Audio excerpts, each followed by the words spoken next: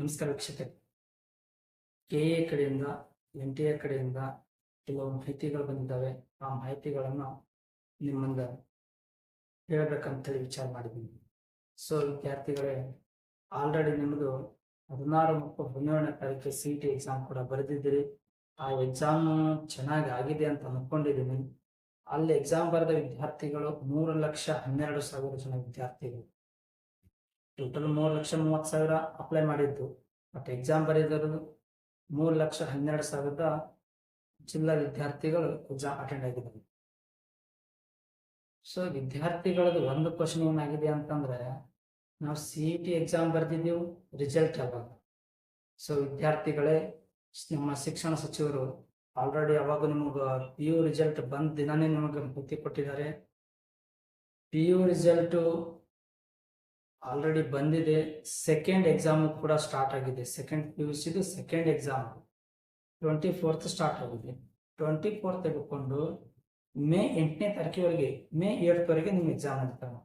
So ವಿದ್ಯಾರ್ಥಿಗಳೇ, May 8th ನಂತರ ನಿಮ್ಮದು 9ನೇ ತಾರೀಕಿಗೆ agri practical exam. Agri practical exam ಆದ ನಂತರ ನಿಮಗೆ KCET ಎಕ್ಸಾಮ್ದು ರಿಸಲ್ಟ್ ಬರಬೇಕಾಗಿತ್ತಂದ್ರೆ ಅಗ್ರಿ ಪ್ರಾಕ್ಟಿಕಲ್ ರಿಸಲ್ಟ್ ಬರಬೇಕು, ಅದ್ರ ಜೊತೆಗೆ ಸೆಕೆಂಡ್ PU ರಿಸಲ್ಟ್ ಬರಬೇಕು, ಸೆಕೆಂಡ್ ಎಕ್ಸಾಮ್ದು.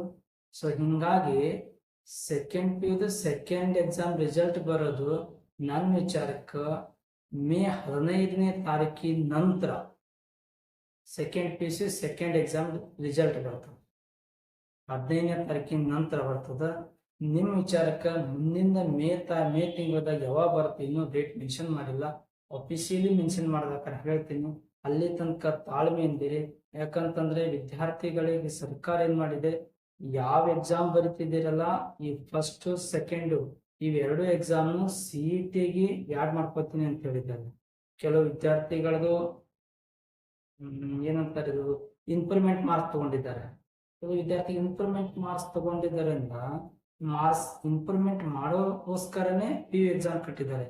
ಸೊ ಹಿಂಗಾಗಿ ಕೆಲವು ವಿದ್ಯಾರ್ಥಿಗಳು ಅದಕ್ಕೆ ಆ ಕಡೆ ಇರೋದ್ರಿಂದ ನಿಮ್ದೊಂದು ಸ್ವಲ್ಪ ಸೆಕೆಂಡ್ PU ರಿಸಲ್ಟ್ ಆದ ನಂತರ CET ರಿಸಲ್ಟ್ ಕೊಡೋದು ವಿಚಾರದಾಗ. ಅದೇ ರೀತಿಯಾಗಿ ನಿಮಗ ವಿದ್ಯಾರ್ಥಿಗಳಿಗೆ KCET ನಾನು ಮೊದಲೇ ಹೇಳಿದ್ದೆ, ಮತ್ತು ನಿಮಗ KE ಡೈರೆಕ್ಟರ್ ಪ್ರಸನ್ನ ಸರ್ ಕೂಡ ಆಲ್ರೆಡಿ ಹೇಳಿದ್ದಾರೆ. ಅವಾಗೂ ಹೇಳಿದ್ರು ಅವರು, ನಿಮ್ದು CET ಎಕ್ಸಾಮ್ ಆದ ನಂತರ ಎಡಿಟಿಂಗ್ ಆಪ್ಷನ್ ಕೊಟ್ಟಿದ್ದಾರೆ.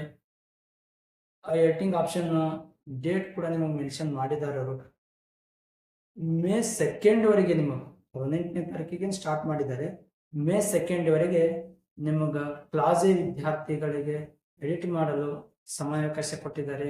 ಕ್ಲಾಸ್ A to Z ವರೆಗೂ ಎಲ್ಲರಿಗೂ ಎಡಿಟ್ ಮಾಡೋಕೆ ಆಪ್ಷನ್ ಕೊಟ್ಟಿದ್ದಾರೆ. ಮತ್ತು ಇನ್ನೊಂದು ವಿದ್ಯಾರ್ಥಿಗಳಿಗೆ ಎಡಿಟಿಂಗ್ ಆಪ್ಷನ್ ಮಾಡ್ಕೊತಿದಾರಲ್ಲ, ಒಂದು ಸ್ವಲ್ಪ ಹೆಂಗ್ ಮಾಡ್ಕೋಬೇಕಂತಂದ್ರೆ, ನೀವು ಎಡಿಟಿಂಗ್ ಆಪ್ಷನ್ ಒಳಗ ಏನಾದರೂ ಕನ್ನಡ ಮೀಡಿಯಂ ಹಾಕಿರ್ಲಿಲ್ಲ, ಇವಾಗ ಕನ್ನಡ ಮೀಡಿಯಂ ಹಾಕಿದ್ರಿ ಅಂತಂದು, ಗ್ರಾಮೀಣ ಮಾಧ್ಯಮ ಹಾಕಿರ್ಲಿಲ್ಲ ಅಂತಂದ್ರೆ ಕೂಡ ಎಡಿಟ್ ಮಾಡ್ಕೋಬಹುದು. ಈ ಲಿಂಗ್ವಿಸ್ಟಿಕ್ ಮೈನಾರಿಟಿ ಏನಾದರೂ ಮಾಡ್ಕೋತಿದ್ರೆ ಅಂತ ವಿದ್ಯಾರ್ಥಿಗಳು ಫೈನಲ್ ಪ್ರಿಂಟ್ಔಟ್ ತೆಗೆದುಕೊಂಡು ಆ ಫೈನಲ್ ಪ್ರಿಂಟ್ಔಟ್ ಒಳಗಡೆ ನಿಮಗ ಕನ್ನಡ ಮಾಧ್ಯಮ ಎಸ್ ಅಂತ ಹಾಕಿರ್ತೀರಿ, at claimed but not verified ಆಗಿರ್ತದೆ. ಇಂಥ ವಿದ್ಯಾರ್ಥಿಗಳು ಫೈನಲ್ ಪ್ರಿಂಟ್ಔಟ್ನ ನೋಡ್ಕೊಡ್ರಿ. ನಾಟ್ ವೆರಿಫೈಡ್ ಅಂತ ಬಂದಲ್ಲಿ ಮತ್ತೆ ನಿಮ್ಮ PU ಕಾಲೇಜ್ಗೆ ಹೋಗಿ ಅದು ವೆರಿಫಿಕೇಶನ್ ಮಾಡ್ಕೋಬೇಕಂತ ನಮ್ಮಲ್ಲಿ ಕೇಳ್ಕೊತಾ ಇದ್ದೀನಿ. ಅದೇ ರೀತಿಯಾಗಿ 2A 2B 3A 3B ಇಂಥ ವಿದ್ಯಾರ್ಥಿಗಳು ಕಾಸ್ಟ್ ಅದ, ಬಟ್ ನಿಮ್ದು ಏನಾಗಿರ್ತದೆ, ಅಪ್ಲೈ ಮಾಡಿಕೊಡ್ರೆ ಜನರಲ್ ಮೆರಿಟ್ನ ಸಿಕ್ಕಿರ್ತದೆ. ಅಂತ ವಿದ್ಯಾರ್ಥಿಗಳು ಕೂಡ ಈಗ ಅದು ಎಡಿಟ್ ಮಾಡ್ಕೊಳಕ್ ಆಪ್ಷನ್ ಅದ, ಅದು ಎಡಿಟ್ ಮಾಡ್ಕೊಳ್ರಿ. ಇನ್ನು ಅದೇ ರೀತಿಯಾಗಿ ಕ್ಲಾಸ್ A ಬಿಟ್ಟು ಕ್ಲಾಸ್ ಇದ್ದವ್ರಿಗೆ ಆಲ್ರೆಡಿ ಸದ್ಯಕ್ಕೆ ನಿಮ್ಗೆ ವೆರಿಫಿಕೇಶನ್ ಮಾಡಿದ್ದಾರೆ online. But class B to Z, C-D-F to Z ತನಕ ಏನಲ್ಲ, ಅಂತ ವಿದ್ಯಾರ್ಥಿಗಳು KE ಆಫೀಸ್ಗೆ ಆಫ್ಲೈನ್ಗೆ ನೀವು ಹೋಗಿ ವೆರಿಫಿಕೇಶನ್ ಮಾಡ್ಕೊಂಡ್ಬರ್ಬೇಕು. ಯಾವಾಗ ಹೋಗ್ಬೇಕು ವೆರಿಫಿಕೇಶನ್ ಅಂತಂದ್ರೆ ವಿದ್ಯಾರ್ಥಿಗಳೇ, ನಿಮಗೆ ಆಲ್ರೆಡಿ ಪೋರ್ಟಲ್ ಓಪನ್ ಆಗಿದೆ. ಆ ಪೋರ್ಟಲ್ ಒಳಗೆ ನೀವು ಯಾವ ಡೇಟಿಗೆ ಹೋಗ್ಬೇಕು ಅಂತೇಳಿ ವೆಬ್ಸೈಟ್ ಒಳಗೆ ಆ ಲಿಂಕ್ ಕೊಟ್ಟಿದ್ದಾರೆ. ಲಿಂಕ್ ಓಪನ್ ಮಾಡ್ಕೊಳ್ರಿ. ಮಾರ್ನಿಂಗ್ ಸೆಷನ್ 500 ಅದ, ಆಫ್ಟರ್ನೂನ್ ಸೆಷನ್ 500 ಜನಗಳ ವಿದ್ಯಾರ್ಥಿಗಳು ಮಾತ್ರ ತಗೋತಾ ಇರೋದು. 5ನೇ ತಾರೀಕಿನಿಂದ ಮೇ 4 ನೀಟ್ ಎಕ್ಸಾಮ್ ಮುಗಿತದ. ಮುಂದೆ 5ನೇ ತಾರೀಕಿನ ವಿದ್ಯಾರ್ಥಿಗಳು 13 ಅಥವಾ 12ನೇ ತಾರೀಕಿನ ನಿಮಗೆ ಅದು ಸಮಯ ಕೊಡ್ತೀನಿ ಅಂತ ಹೇಳ್ಯಾರ. ಅದು ವೆಬ್ಸೈಟ್ ನಾಗ ಹೋಗ್ರಿ. ಕ್ಲಾಸ್ ಬಿ ಟು ಜೆಡ್ ವರೆಗೆ, class B C D F ತಿಳ್ಕೊಂಡು ಜೆಡ್ ವಿದ್ಯಾರ್ಥಿಗಳು ಮಾತ್ರ ಆಫ್ಲೈನ್ ಹೋಗ್ಬೇಕು ವಿದ್ಯಾರ್ಥಿಗಳು. ನಿಮಗೇನಾದ್ರೂ ಏನಾದ್ರೂ ಸಮಸ್ಯೆ ಇದ್ರೆ ಸ್ಕ್ರೀನ್ ಮೇಲೆ ನಂಬರ್ ಕಾಣ್ತಾ ಇದ್ವಾ, ಆ ಸ್ಕ್ರೀನ್ ಮೇಲೆ ಇರೋ ನಂಬರ್ನ ಕಾಂಟ್ಯಾಕ್ಟ್ ಮಾಡಿ ನನಗೆ ಅದ್ರ ಬಗ್ಗೆ ಸಜೆಷನ್ ಕೊಡ್ತೀನಿ. ಇನ್ನು ಅದೇ ರೀತಿ ಸ್ಪೆಷಲ್ ಕ್ಯಾಟಗರಿಗಳವ್ರು ಇರ್ತೀರಿ, ವಿಶೇಷ ವರ್ಗದವ್ರು ಇರ್ತೀರಿ.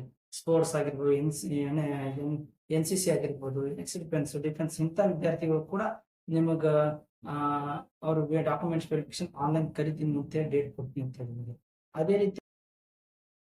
ಅದೇ ರೀತಿಯಾಗಿ SC/ST ವಿದ್ಯಾರ್ಥಿಗಳಿಗೆ ಒಂದು ರಿಕ್ವೆಸ್ಟ್ ಏನ್ ಗೊತ್ತಾ, ನೀವು ಕಾಸ್ಟ್ ಹಾಕಿರ್ತೀರಿ, ಇನ್ಕಮ್ ಹಾಕಿರೋದು.